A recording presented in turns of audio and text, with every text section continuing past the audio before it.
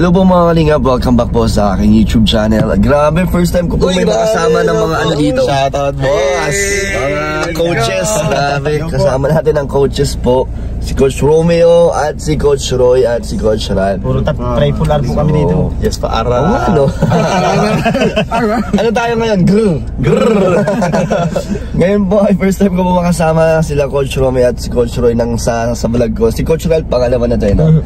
At ngayon meron po tayong susunduin at nagulat din ako na bigla sila nag-chat at napasugod dito sa diet. Di nyo pa alam kung sino? May susunduin pa tayo. Yung sino? Huwag kayo mag-isip, beneficiary to. Okay, boss. So, nagulat lang ako na gusto nilang pumunta dito sa diet pero hindi ko alam kung bakit. So, abangan niyo po sino susunduin natin. Let's go po. Marami po tayong gagawin vlogs ngayon. Kasama sila, sasama sila sa mga pupuntahan natin. Kaya abangan niyo po yan. Exciting. So, support niyo po ang mga channel nila at si Coach Roy at si Coach Ral. Coach Ral po. Cultural Fit. May mga Coach vlogs Roy. po yan. At si Coach Romeo. Romeo Fit Vlogs. Yan. Thank you po. Let's go. Ayan, malapit na po tayo sa susunduin natin. Hindi pa rin alam kung sino yun. Sabi, sino kaya boss? Makikita nyo dyan. Ewan ko kung mamumukhaan nyo or baka hindi kasi first time nyo lang din yata silang makikita. At nasa na kaya sila? First time una yun, no? Una yun, boss. Mga banat na. Nasaan kaya? Oo, parang di ko pa nakikita.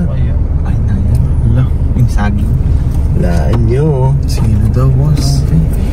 Sabi si boss, sinususpense pa kami. Yan po? Ay, di. Kinakabahan ako. Kilala ko yata. Nasaan na? Ako nga, di ko rin makita kung nasaan. Wala. May sasakyan sa unahan natin. Nasaan na?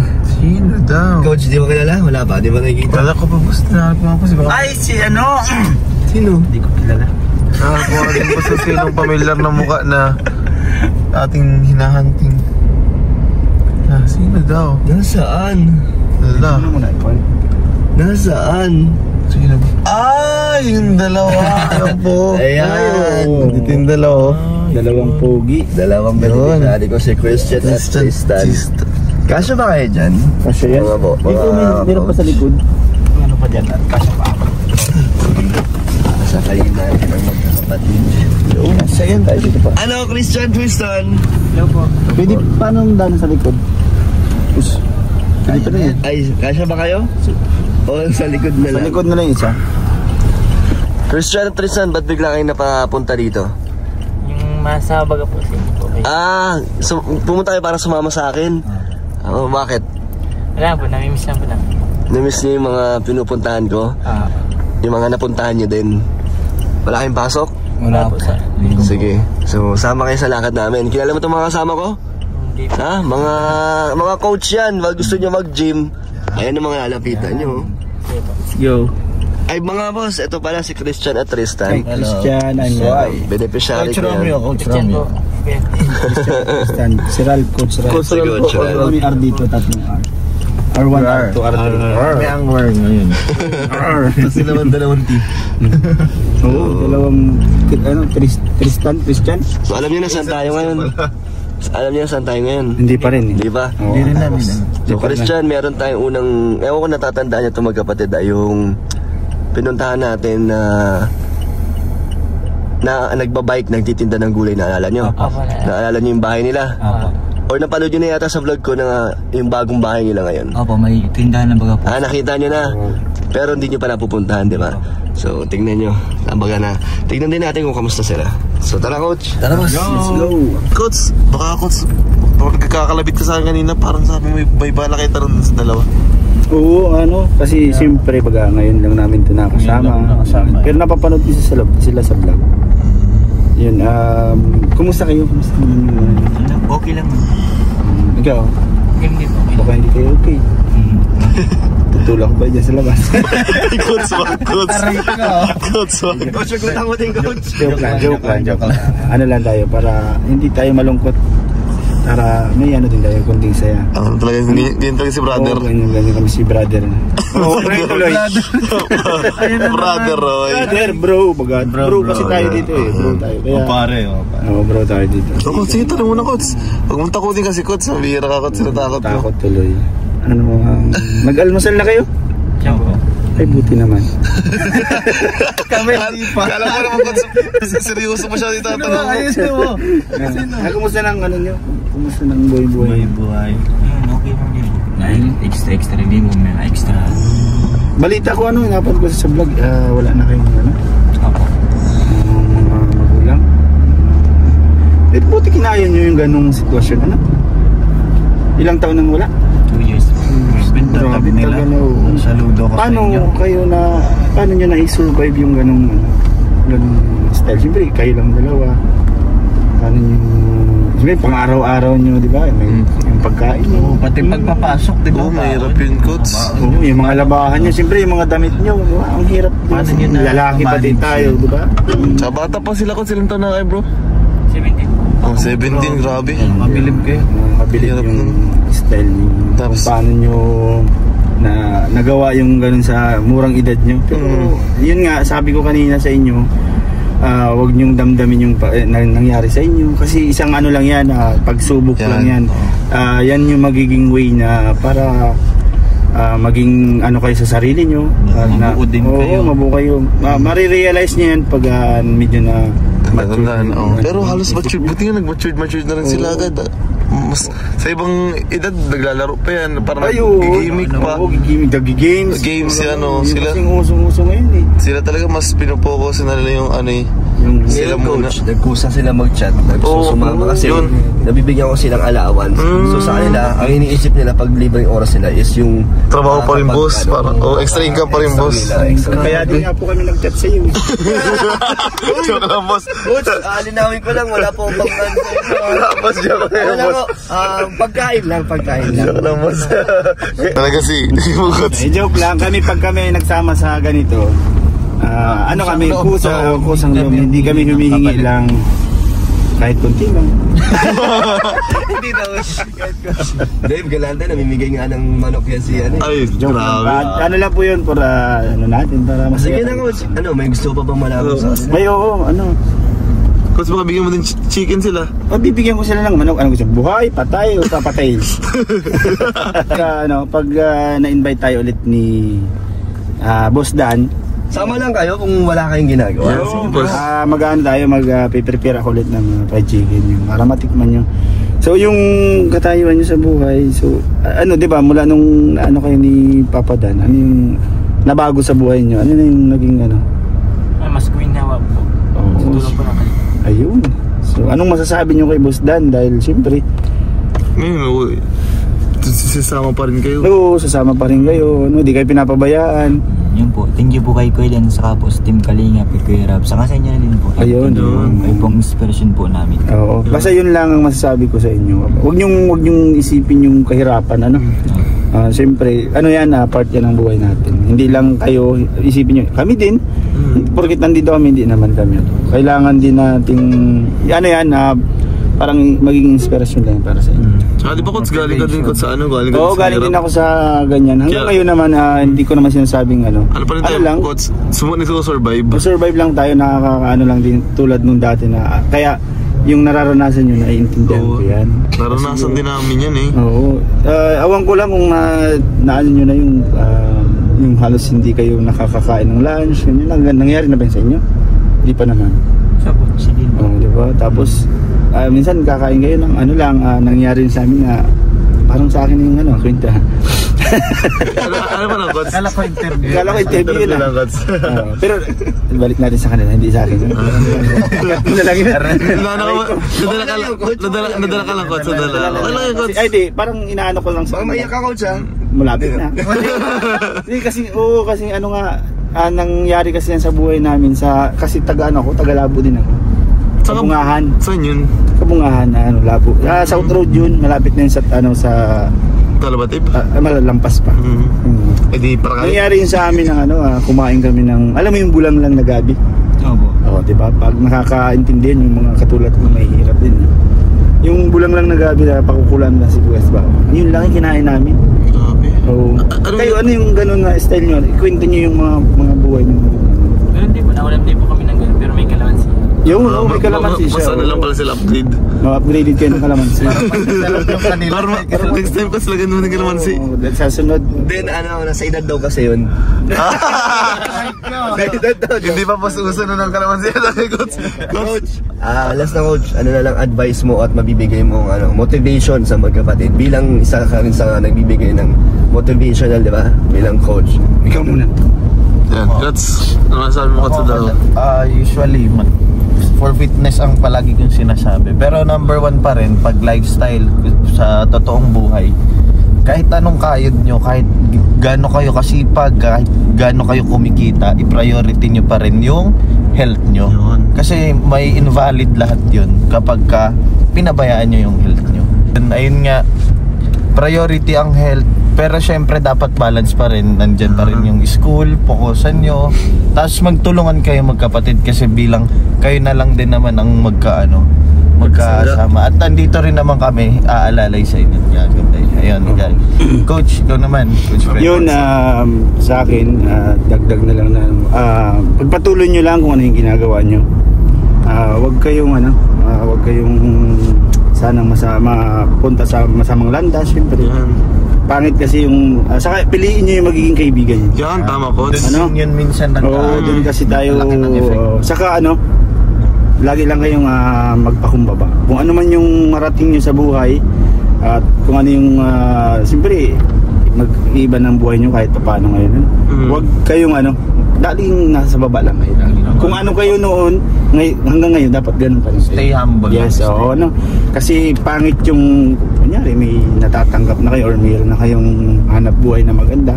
Tapos pag nakakita kayo ng iba na yung pakiramdam. Kaya humble lang kayo. Huwag kayong mapagmataas sa tao. At syempre magtulungan kayo magkapatid. Sabi ni Coach Romeo. Yun ang daan nyo para mag-asensa kayong dalawa. At para pagtapos kayo mag-aaral, hanap kayo ng magandang trabaho. Yun ang the best din pagtapos kayo ng pag-aaral nyo, para kinabukasan yung maganda. Saka yung ito pa madagdag kasi mga lalaki tayo, so nadadaan yan. Iwasan nyo muna kung kaya nyo, iwasan nyo muna mag-girlfriend. Crush, walang problema yun. Kasi minsan nagiging inspirasyon yan, kaso pag yung talagang nai-in love ka, pwede yan na kasama sa pag-aaral. Nakakasira din pati sa utak. May magandang din siya, nadudulot, pero pag sineryoso mo siya, wala na. Siyempre ipopokus ka doon, iisipin mo siya. Hindi ko naman sinasabing masama yung mag-girlfriend. Pero meron na coach meron na sila. So anong advice mga Coach bilang sige, kung sabihin natin kung meron i-balance nyo na lang, i-control nyo. Lalo emotion Coach. Huwag nyong masyado kasi bata pa kayo, 17. Grabe. Talagang pa yan, teenager pang masyado. Pero okay lang magmahal Coach. Okay lang yun, okay lang. Kung meron na pala inspiration, gawin yung inspiration sa buhay para makapagtapos kayo. So ikaw Coach Ralph, meron? Kahit short lang. Yun, siguro po mabibigay ko lang advice sa dalawa na lagi silang magtulungan kasi sila na lang dalawa yung natitira sa buhay. And syempre kailangan din nila talagang magsipag kasi maganda pag nakapagtapos ng pag-aaral kasi hindi madaming pwedeng puntahan, madaming pwedeng pasukan trabaho. Tapos syempre lalo ngayon once pag nalaman nila na nakapagtapos ka, medyo medyo sabihin nila pwede pumasok agad ganyan. Lalo na ngayon sa panahon ngayon. And syempre enjoy nyo lang din yung buhay nyo. Enjoy and balance lang sa lahat ng bagay. Yan lamang. So kayo, anong masasabi nyo sa mga advice na binigay sa inyo? Salamat po sa mga payo po nila yun. Thank you po. May dagdag pa ako po nila. Bigay po mga payo po sa mga kapatid. Thank you. May dagdag pa akong sabi. Pagsamahin yung pag-aaral sa diskarte. Yan, tama ko. Magandang combination nyo. At nakapagtapos kayo at diskarte. Yan lang dalawang yan. Goods na yun. Tama ko. May natutunan naman kayo magkapatid sa mga kuya na nagbigay sa inyo na magagamit nyo. Okay, anong gusto nyo sabihin din sa kanila? Yun, thank you po sa mga payo niyo pong bigay, saka po sa mga mga turo po sa amin. Thank you po. Thank you po sa mga pangaral po na binigay po nila sa amin. Nakakatulong po ito sa buhay po namin. May apply po namin po yan. So last na, Coach. Di ba, Christian Tristan, nakikita nyo na malalaking tao, malalaking katawan. Di ba? Pero Coach, ano nakikita mo sa dalawang magkapatid? Pogi? Pogi, oh. Pogi. Tapos maganda yung physique nila. Pwede. Hey, Coach, gawin mo yung ginagawa mo. Ipakita mo yung totoong ikaw, Coach. Sa totoo lang, di nyo alam yung pagkatao talaga nito ni Coach Roy. Yes. Ano nga, Coach? Ano ka talaga, Coach? Ang pogi nito. Sigil ako doon. Kaya pala ay, huwag kang matakot sa akin. Good vibes tayo. Hindi, joke lang. Pero salamat sa mga Coach bro. Thank you, bro. Boss. Thank you, boss. Ayan mga kalingap, nandito tayo ngayon kila Kuya Bobby. First time nyo dito? Opo. At ngayon ay linggo ngayon, so walang pasok ang magkapatid. Kamusta pala ang pasukan nyo? Okay naman pa, isa po. Madami pong kakilala ngayon. Bago? Opo. Tapos, anong update sa inyo? Kamusta naman ang buhay nyo araw-araw? Po, ganun pa din po. Eskwela po, ganun. Mga gawain po.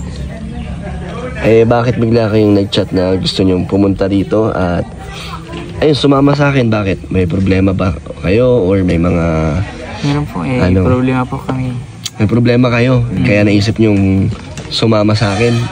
Bakit naman? Ako ang naisip nyong lapitan ng kung ano man ang problema nyo ngayon. Sige, alamin natin kung ano yan. So, ano yung Christian? Bakit meron kayong problema? Tungkol saan ba yan? Wala lang po, gusto lang po namin sumama po sa pag-charity po. Na-miss po namin mag-charity po. Anong problema doon? Wala po, na-miss po simula po nung masama po kami nung sa first time po namin mag-charity po. Wala po, na-miss po namin ang Sebaga po. Dahil po kaming taong nakikilala pong na tinutulungan niyo po yung mga estado po ng buhay nila. Yun po yung problema po namin. Yan yung problema.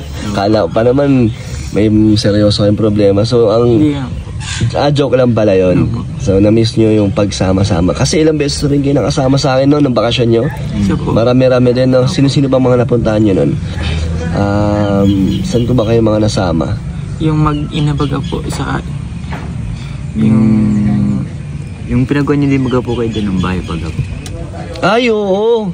Na nun, ribbon cutting na nun sa Tuesday. Nakita nyo ba? Napanood nyo ba? Opo. Yung bahay nila ngayon, maganda. O nga pala yung kasama si Jayber, no? Opo. So na-miss nyo or hinahanap-hanap nyo yung bakit ano ang mga hinahanap nyo sa pag-vlog ko or sa pag-charity namin? Po, yung kwento lang po ng mga buhay po. Nakaka-inspire po yung kwento po ng buhay nila. Yung parang pares po ng buhay po ang buhay po namin. Ano yung mga natutunan nyo sa mga buhay ng bawat may mga naghihirap or pinagdadaanan sila sa buhay? Ano yung mga nakuha nyong aral doon? Magsumikap lang po sa buhay po. Yung malalampasan din po yung mga problema po. Magsumikap, magdasal lang po. Nakaka-relate kayo sa mga pinagdadaanan nila? Opo.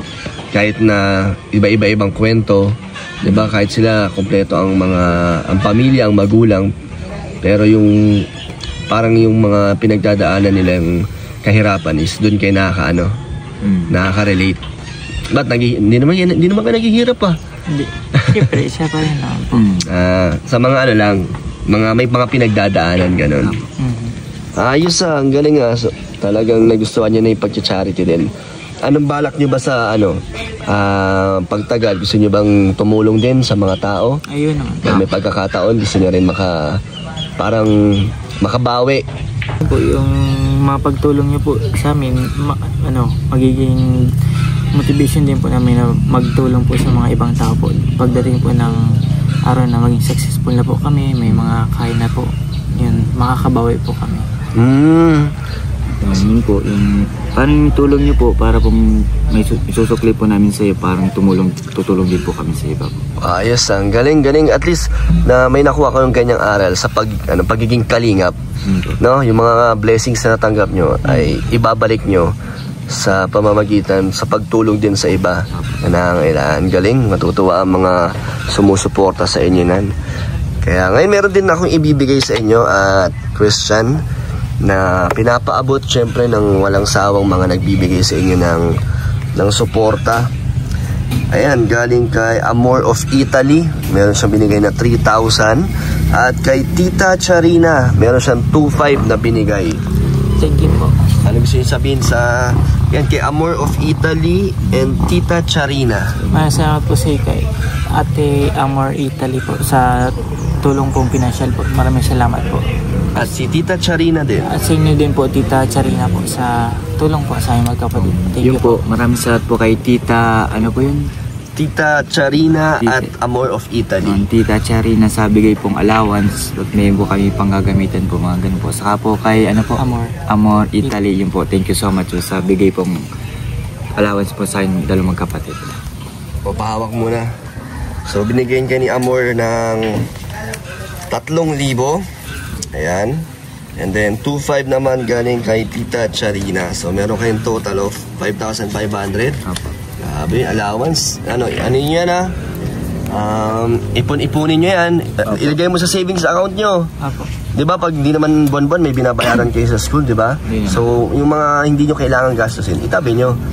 Kasi mas matutuwa ako at kami pag meron kayo naiipon, hindi nawawala or nasasayang, di ba, yung mga binibigay nila sa inyo. Hindi nyo naman bang ginagastos ng basta-basta lang yan? Ang pagkagastos lang po namin sa mga pangailangan po sa mga hindi lang naman po. Gaya po ng nung kahapon po, may meeting po kami, may babayaran po kami 380 lang po yun sa mga cortina pag school yun po, yung mga bayaran. Hindi naman kayo yung alam yung may mga nagbibigay sa inyo or madali sa inyo magkaroon ng ganyang pera. Hindi naman kayo yung gastador or parang hindi nyo pinapahalaga ng pera. Hindi naman po, pinapahalaga po namin. So ayan, pakita mo yung 5,500 na galing sa kanila. Meron na naman kayong parang kasya na isang buwan yan no? Sa allowance nyo, no? Sobra na ba yan? Sobra po. Sobra yan sa isang buwan kasi may mga bigas pa kayo. May mga delata pa, no? Sige, ano gusto nyo sabihin sa kanilang dalawa nagbigay ng mga allowance? Maraming salamat po sa inyo po sa tulong nyo po at sa mga tao pong tutulong po sa amin palagi po. Maraming salamat po sa inyo. Yun po, thank you so much po sa nagbigay po ng allowance at sa inyo din po kayo din sa panyaya pong makasama po kami sa inyo. So ayan, dahil sa pagsama nyo sa akin ngayon, bigyan ko rin kayo tig 1,000. Ay, salamat po kayo Dan. Thank you so much po kayo Dan. Sige na, magpaalam na kayo at wala iba nating mga coach na kasama. Ano message nyo pala sa kanila sa mga binigay niyong advice sa inyo? Yun po, naman po yung mga advice po na binigay niya po sa amin. Talaga pong magagamit po namin sa buhay, may apply po namin po yun. Sa kalusugan po, yung pagtutulungan, pagtsatsaga po. Salamat po sa mga advice at nakasama po namin po sila. So, ayun. Dito tayo ngayon para may bibilin din tayo kay Kuya Bobby. Abangan nyo lang panoorin nyo na lang po sa ibang vlog natin. Kaya thank you din sa mga gusto po magbigay ng suporta kay Tristan at Tristan. Message kayo sa kanilang Facebook page. Ayan, sa Facebook page ko pala, Kalingap Dan. Thank you and bye-bye. Bye-bye po.